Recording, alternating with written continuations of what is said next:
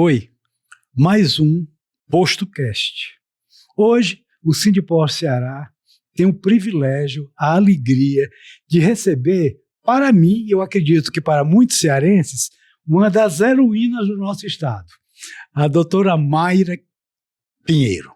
Ela foi uma pessoa que destacou-se na pandemia que tivemos há cerca de 3, 4 anos atrás.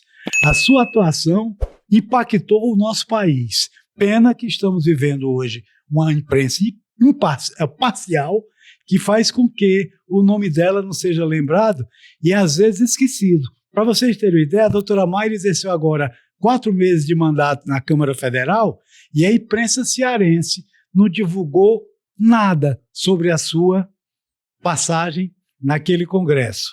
Então, infelizmente, o cearense não conhece, mas eu tenho certeza que o nosso PostoCast vai atingir um público, doutora Mayra, que vai lhe apresentar mais cearenses que não lhe conhecem, embora a gente saiba que você é bem conhecida. Eu vou primeiro falar um pouco dela. A doutora Mayra é médica, ela trabalha em terapia intensiva pediátrica, então o grande amor dela é as crianças. Ela tem muita história de criança, ela tem 2 filhos, ambos moram no exterior, Felipe e o Sandro, mas hoje ela está morta de feliz porque está com eles 2. Então, seja bem-vinda, Mayra, fale um pouco aí da sua alegria momentânea para depois a gente conversar. A alegria primeira é estar aqui de novo, né, podendo ser recebida por vocês tão bem. E a segunda alegria é que uma vez por ano eu consigo reencontrar os meus filhos que fizeram a opção de morar fora para estudar, acabaram ficando. A principal justificativa é a meritocracia. Eles escolheram 2 áreas de atuação que no Brasil a remuneração e o reconhecimento são muito aquém do desejado. Então, eles escolheram morar, infelizmente, longe do Brasil. São 2 talentos que o Brasil perdeu, como muitos jovens. A gente vê os jovens que fazem ITA, por exemplo. Muitos são facilmente, né, chamados para o exterior e conseguem uma boa locação, qualidade de vida melhor do que a que nós temos hoje aqui. Então, isso me dá uma certa tristeza, embora os veja realizados, mas quando eles vêm também, é uma alegria. A minha casa se Eu acho que você combina para as férias dos 2 serem juntas, né? Nossa, eles sempre fazem isso. Então, assim, para mim é um mês de alegria. Eu digo assim, Senhor Jesus, eu te louvo da hora que eu acordo até a hora que eu vou dormir. Estou tomando seu tempo com eles, né, doutor? Mas eu, assim, a casa se enche de alegria. E nesse período, eu sou mãe e mulher como deve ser a mulher cristã. Então, eu cozinho para os meus filhos, eu acordo perguntando se eles querem leitinho com caramelo, leitinho com Nescau. Eu almoço com eles e faço o almoço. Eu faço questão de lavar as roupas e passar. E sentir o carinho de poder levar a roupa quentinha, passada na cama dos 2. E eles como é que se sentem? Volta a ser criança? Volta a ser criança. Hoje de manhã eu acordei com um deitado na minha perna, o outro acorda enciumado, fasta, e aí os cachorros sobem no sofá e ficam 2 meninos, 2 cachorros e as noras chegam. Então, não existe alegria maior do que essa. As suas noras são cearenses? Um é paulista e a outra é americana. Ah, que bacana. Então, assim, é a universalização, com né? certeza, com certeza. Então, eu tô com a casa cheia de amor, cheia de filhos, até os cachorrinhos estão mais felizes. Mas os cachorrinhos moram contigo, moram comigo. Mas quando os meninos vêm, eu tava dizendo, meu Deus, quando vocês voltarem, eles vão ficar muito tristes, porque eles passam o dia inteiro com a casa cheia de gente. Oh, bacana, né? Então é uma alegria muito grande. Mayra, conte um pouco aí da sua carreira profissional. Você formou-se em medicina aqui no Ceará? Aqui, em 1991. 91. Já tem um tempinho já tá aí de estrada, né?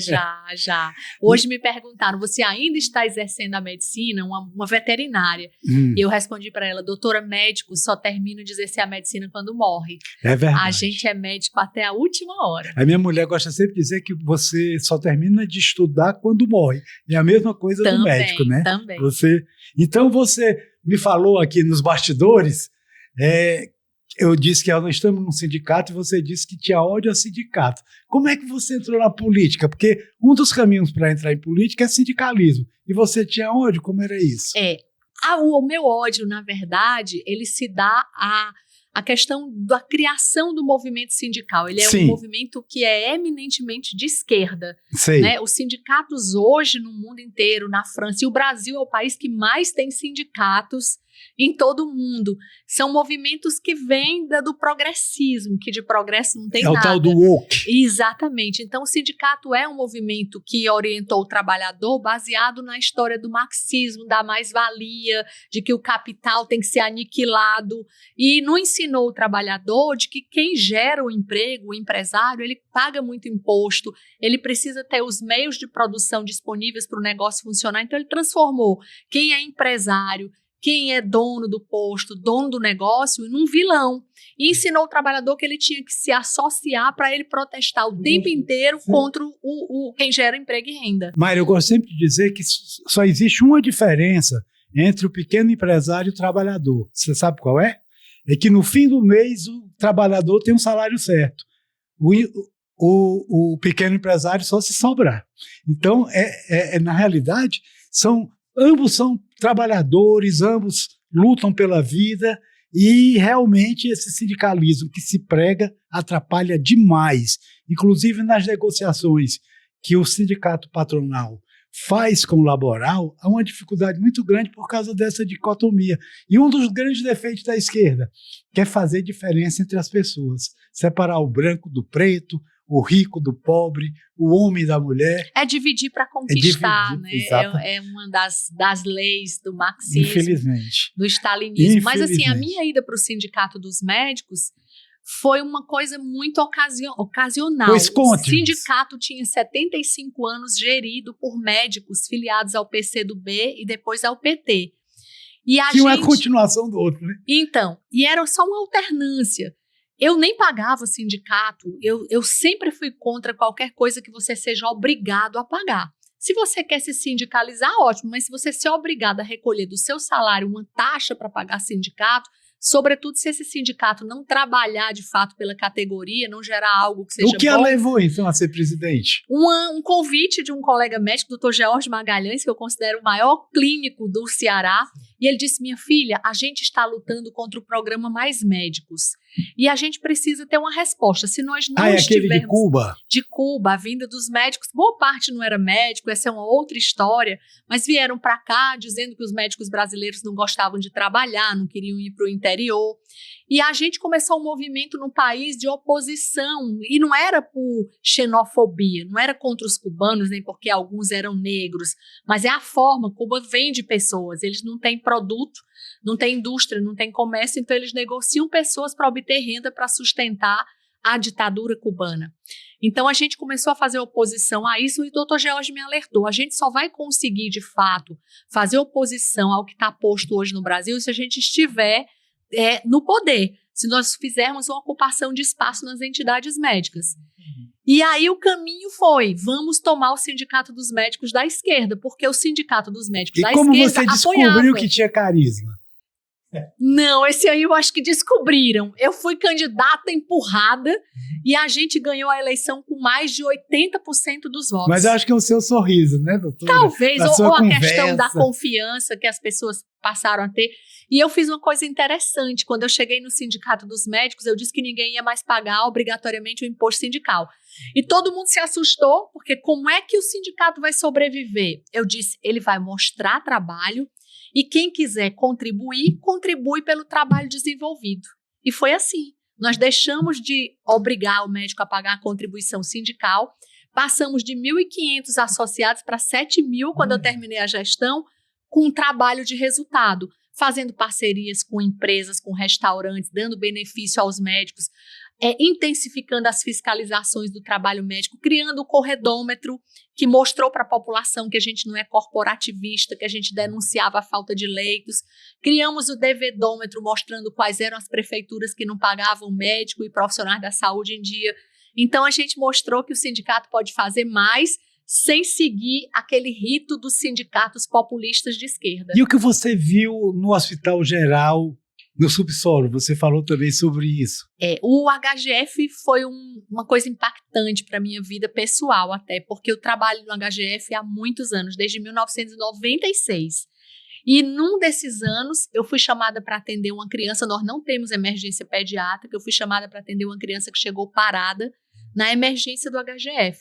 Só que eu trabalhava lá, subia direto para o quarto andar, onde é o meu local de trabalho, e nunca fui na emergência. Quando eu cheguei na emergência, não tinha local nem para colocar os pés da gente para andar. Eram corpos amontoados, como se fosse um depósito de gente. No dia, deviam ter mais de 180 pessoas num grande piscinão, chamavam de piscinão, eu não sabia. Teve um político que quis lhe atacar por causa disso? Vários. Começou com o Cid Gomes, né? Que na época ele era acho que é governador do Ceará, na época, se eu não me engano. Então, assim, eles negavam a existência desse piscinão. E quando eu fui reanimar a criança, e o Ciro depois chamou de piscinão, né? Isso, exatamente. Coloquei a criança em cima de uma pia para reanimar em cima de uma tábua. Graças a Deus, a gente conseguiu reverter a parada, ela foi transferida. Mas quando eu subi, eu fiquei a noite inteira pensando como é que as pessoas estão aqui, como é que elas vão ser curadas, porque eram pacientes, doentes, pessoas com facada, com tiro, com meningite, com pneumonia, tudo junto. E essa criança lá? E a criança lá, tudo junta, e nenhuma sem leito, todas no chão ou em cima de macas. Devia ser um ambiente horrível. Né? Terrível, né? Insalubre do ponto de vista para quem trabalha e completamente indigno do ponto de vista dos pacientes e as famílias. E aí eu disse assim, eu vou denunciar isso aí. Aí surgiu a Mayra política. Surgiu a Mayra, que me fizeram política, porque quando você denuncia algo assim, você deixa de ser a médica e as pessoas acham que você está querendo ser governadora, prefeita, vereadora. Isso nunca passou pela minha cabeça. Eu só queria denunciar. Eu queria que alguém fizesse alguma coisa. E aí, quando eu denunciei, eu fui ameaçada de demissão, eu fui perseguida, eu fui ameaçada de morte por telefone. E isso se tornou um movimento que eu nunca imaginei. Eu fui entrevistada pelo New York Times. O programa Profissão Repórter mundial. Então. O programa Profissão Repórter veio aqui para saber como é que podia existir aquilo ali. O secretário de saúde caiu. Se eu não me engano, era o Cid Gomes. Ele resolveu ser secretário de saúde sem nunca ter sido secretário. O Cid nomeou o Ciro. Nomeou o Ciro, isso, para ser secretário. Então, assim, foi tão grave que toda a estrutura da máquina de saúde do Estado desmoronou. A estrutura. E aí eles disseram, não, a gente vai acabar com o piscinão. E aí eu fiquei fiscalizando. Só que eles não acabaram, eles pegaram várias divisórias de plástico e colocaram entre os pacientes, dividiram o piscinão em vários micropiscinões. Para tentar passar uma imagem de que eles tinham resolvido o problema, mas até hoje o problema continua. Eu que fui demitida pelo governador Camilo depois. Até hoje, essa política de enganação continua em todo o nosso país. E você viu isso quando trabalhou no Ministério da Saúde, não é isso? Mas antes eu vou só dar um detalhe que eu devia ter falado no começo. A doutora Mayra é médica e é a única pessoa fora do nosso setor de combustíveis que foi homenageada com o nosso principal troféu. Ela foi homenageada com o troféu Cid Postos em 2023 pelo belíssimo trabalho que ela fez durante a pandemia, principalmente na cidade de Manaus. Então, como eu lembrei esse fato, conta um pouquinho de Manaus e do filme que você tem. Tá, Manaus foi uma experiência de guerra, né? Nós fomos convocados para ir para lá, porque Manaus estava passando a pior crise da pandemia, porque ela foi a primeira cidade acometida pela variante mais grave. E a imprensa foi querer culpar o governo, não foi? Isso, que a gente teve a variante mais grave, mas Manaus era a crônica da morte anunciada. Uma cidade onde já existia um colapso do sistema de saúde muito antes da pandemia. Se aqui existiam pacientes nos corredores, Manaus eram tendas, sem pandemia. Então, o sistema de saúde colapsado, situação sanitária da cidade sempre foi precária, as pessoas defecam nas águas que elas bebem, muitos indígenas moram em palafitas, urinando, defecando nas águas onde eles vivem. Então, assim, era tudo o que se esperava para durante uma doença que é transmitida por fezes, por secreções, você possa ter um aumento da incidência dessa doença. Até pelo custo, e eles tiveram o azar de ter a variante mais grave surgindo em Manaus, né? Então, assim, foi um caos. Eu fui mandada para lá como representante do Ministério da Saúde, porque eu era o ministro que era o ministro Pazuello. Eu era a única secretária que tinha permanecido desde o início do governo, e durante a primeira fase da pandemia, porque a gente teve 2 fases graves, Manaus também colapsou e eu fui deslocada para lá para trabalhar a questão dos recursos humanos. Então, como eu já tinha memória do sistema de saúde, eu fui mandada para lá. E esse foi o grande problema de eu ter sido levada para CPI da Covid. Eu fui para lá, nós passamos vários dias vivendo em Manaus, sem a roupa, dormindo num quarto de hotel sem café da manhã, sem jantar, saindo para trabalhar às 7 da manhã, voltando 1 hora da manhã, 2 horas. Só trabalho. Se nós não tivéssemos ido para Manaus, muita gente teria morrido porque a gente organizou o sistema de saúde sem fazer intervenção Mas a do Estado. imprensa diz que fez foi aumentar. Que nós matamos as pessoas. É. Então, é a narrativa que foi construída de tudo que a gente fez lá para evitar mais mortes e para reorganizar o sistema, ficou na CPI, que nós cometemos crime de epidemia, nós matamos as pessoas, foi um genocídio. Como desmentir isso, Mayra? O tempo tem provado, nós fizemos um filme, Missão Manaus, que é a verdadeira história da pandemia. Ele Você está encontra no YouTube, na internet, no YouTube, tem disponível Missão Manaus, todo mundo pode assistir, gente, vale a pena, porque é a verdadeira história da pandemia contada por quem viveu em Manaus, inclusive pelas pessoas que são de lá, que vão testemunhar o que elas vivenciaram do trabalho do Ministério da Saúde. Então, assim, é o tempo, como o tempo também está provando tudo que a gente dizia, que as máscaras eram inefetivas, que cloroquina, hidroxicloroquina e ivermectina podiam ter salvo muitas pessoas, que trancar as pessoas em casa, fazer lockdown foi uma das coisas mais nocivas, que deixar as crianças e os adolescentes sem escolas foi um crime contra as crianças brasileiras. Tudo isso está sendo provado. Eu gosto muito de um grande jornalista, talvez o nosso decano, que se chama Alexandre Garcia. E ele constantemente utiliza o nome da doutora Mayra Pinheiro, mostrando o que ela fez nesse período. Inclusive, é um dos participantes do Missão Manaus. Olha aí. Ele aparece. Tá lá. E a mulher dele é médica, né? Sim, a mulher dele é ela médica. É médica e ele pedia muitos conselhos para ela durante a pandemia para se posicionar sobre esses assuntos. Então é como você diz, só o tempo vai mostrar. Só o tempo, ele traz as verdades. O próprio Alexandre diz isso no filme. Só o tempo traz a resposta. Tentam embalar mentira em forma de verdade, mas nada que o tempo não resolva. É impressionante. Doutora Mayra, o tempo está estourando.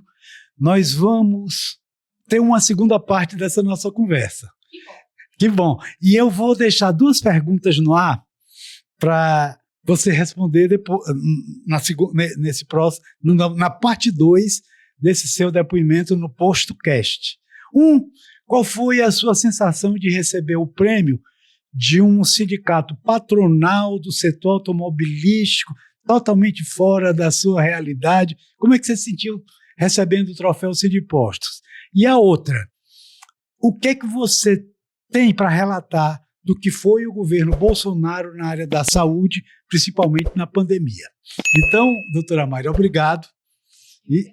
E a gente, na parte 2, eu tenho certeza que ela vai responder essas 2 perguntas. Já.